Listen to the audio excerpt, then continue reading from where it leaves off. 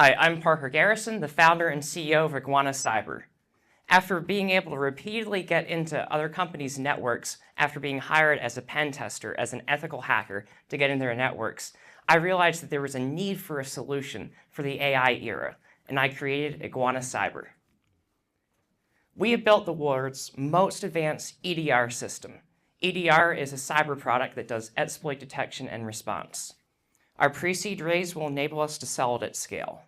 So why is this more of a problem than it was even 1 year ago? In 2025, back in the good old days, it took about $1 million and 5 engineers about 6 months on average to create a new browser exploit. Right now, if you can see this tiny little bar down there, in 2026, it costs about $2,000 in AI tokens and about 1 day of an engineer's full-time effort to develop some of the new browser bugs that we've seen back in March of 2026. Do you remember all those Chrome updates you've been getting recently? That was Iran doing exploitation of Google Chrome, so it's impacting all of us because all of us use these products that are being exploited. So why do all other products miss it? I'm going to get a bit more into the technical details in the next few slides because that's what really sets us apart from the other companies and has helped close our first 7 deals. All other products are trained on patch threats and thus miss the new AI-powered threats. All businesses with a web server are impacted, and as a result, businesses lost $10 trillion globally in 2025. That is 9% of the world's GDP. We are the only product that blocks previously unseen threats. I'll show you exactly how. So in addition to solving that problem for $10 trillion lost to cyber vulnerabilities, we provide high-quality cyber threat intelligence that reduces the amount of time it takes to identify a threat by 90%. You might have seen some of these logos and vulnerabilities that cropped up in the past few years. All of these are addressed by Iguana Cyber. AI can rewrite exploits thousands of times per second until they bypass security products, and we are the first to come up with a solution to detect and block this. We take a novel approach, basically to measure twice and cut once. All other products do not have a second server on the back end to provide verification. They simply rely on whatever the first server sends and say, hey, does this look more like an exploit or more like patched good traffic? So they rely on identifying the classes of exploits in advance. We don't rely on identifying the classes of exploits in advance. Instead, we rely on 2 servers that have been made by different companies and within the past 10 years have never been vulnerable to an exploit within the same time frame. That brings the amount of exploits down from 28 to 0 in the past 10 years, a statistic that's not been shared by any other security product. If these do not match up 100%, then we send that threat intelligence to our security team and deny access to the attacker. For a normal user, this takes about 0.01 seconds to do the comparison, a time frame that we have ability to even further reduce in the future. We're in a very large and growing target market, a TAM of 1.5 trillion. By blocking exploits, the exfiltration of sensitive data, that is data loss prevention, is another area that we're able to tackle. So let's look at how zero-day prevention has been going over time. The first generation of malware products were able to block known malware files. That was like your McAfee and Norton antiviruses. Now, like CrowdStrike, SentinelOne, we're in the current generation where they're trying to block known bad commands and behavior. But even a slight change will leave the customer vulnerable. And AI can rewrite the exploits thousands of times per second, making this an even bigger issue. Since their analyses are based on patch threats, we are the only ones that can block the unseen threats as well.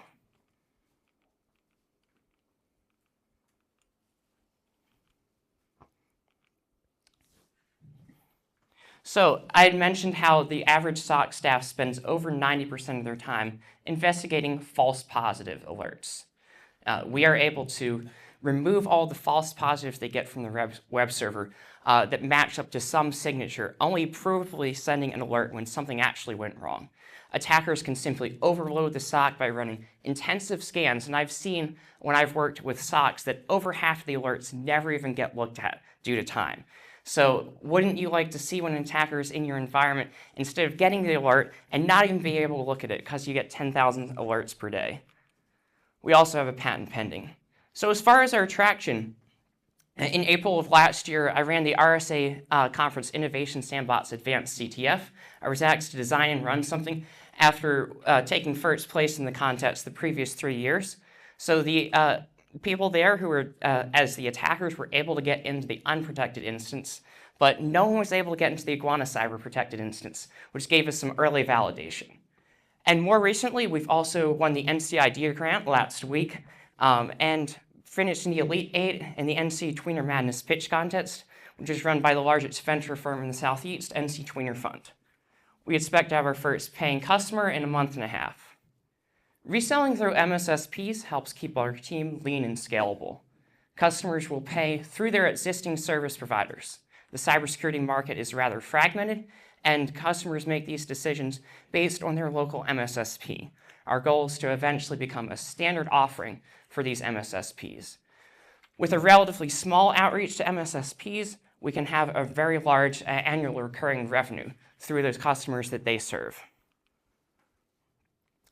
We're asking for to finish out our $750K funding round.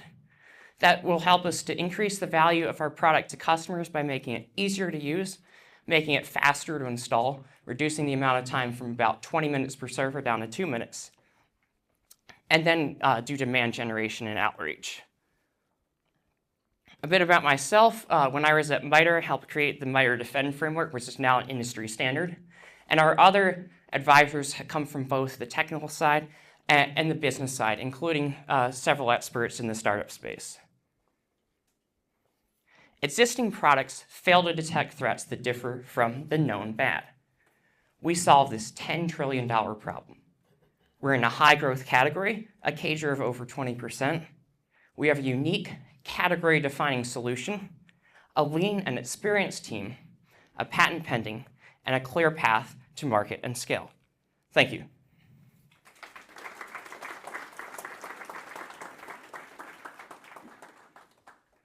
Questions? All right. Good job, Parker. You've done this a couple of times, right? You've given a couple of pitches, so it's always a work in process. We literally just redid our website, and I swear we're still working on the messaging. So you are always, always, always, always working on the messaging. You did a great job. I would say one technique, never, if you can remember it, never look at your slides. Always try to look out at the audience or whoever. And you're looking at us too, but make sure you're not looking at the slides. That's why hopefully you have it up there. So try not to. I think my overarching thought here for you, Parker, is continue to simplify.